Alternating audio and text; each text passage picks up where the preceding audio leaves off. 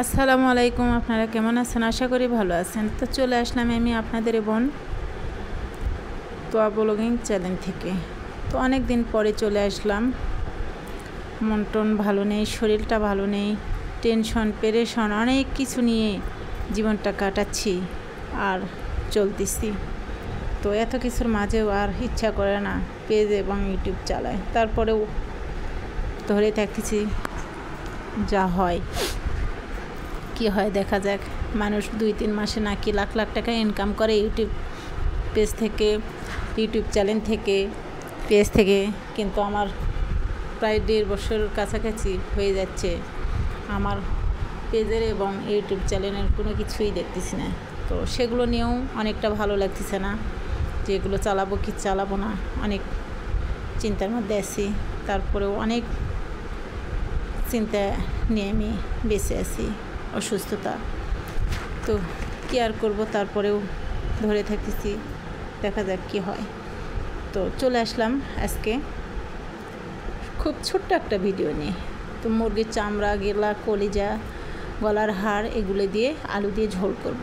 এর আগে আমি একবার এগুলো ভাজি করেছিলাম, একদম খাইতে ইচ্ছা করে না, কেমন যেন ঘৃণা ঘৃণা লাগে।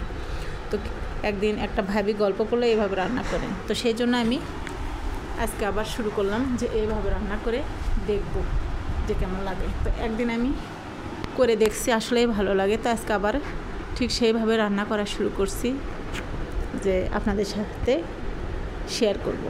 আসলেই মজা লাগে এভাবে রান্না করলে, খুব ভালো লাগে। তো আমি কিন্তু রসুন ছিলে তেলের সাথে ভেজে দিয়েছি, আর সাথে দিয়েছি পেঁয়াজ কেটে ভেজে। খুব মজা হয় এইভাবে রান্না করলে। যদি চান আপনারা এইভাবে রান্না করে দেখবেন, খুব মজার একটা রেসিপি। তো আসলেই ভালো হয়। আমি আর কোনো দিন ভাজি করব না, এই চামড়াগুলা এভাবে রান্না করব। খুব মজা লাগে এইভাবে রান্না করলে। মশলা যা যা দেওয়ার দরকার দিয়ে দিবেন, বাড়তি কোনো উপকরণ লাগে না। হাতের কাছে থাকা যে মশলাগুলো আছে, নিত্যদিনে ব্যবহার করা হয়, সেই মশলাগুলো দিয়ে এভাবে রান্না করলে মজা লাগবে। মুরগির চামড়া, গিলা, কলিজা। আমি আর তো কোনো দিনই ভাজি করব না। আরে বাবা, ভাজি করলে রুচি আসে না খাইতে, শুধু তেল বের হয়। একে তো বোতলের তেল দিয়ে রান্না করা, তারপরে আবার এই চামড়ার তেল বের হয়। বেশি তেল হলে আমার ঘিনঘিন করে, খেতে ভাল লাগে না। তো রুটি দিয়ে খাবো আজকে, দেখা যাক কেমন লাগে। আমি আর আগে কিন্তু খেয়ে দেখছি, ভালো লাগে, সেই জন্য আপনাদের সাথে শেয়ার করলাম। আপনারা আবার যেন গালি দেন না। এটা কিন্তু একটা খুব মজার খাবার মেয়েদের জন্য।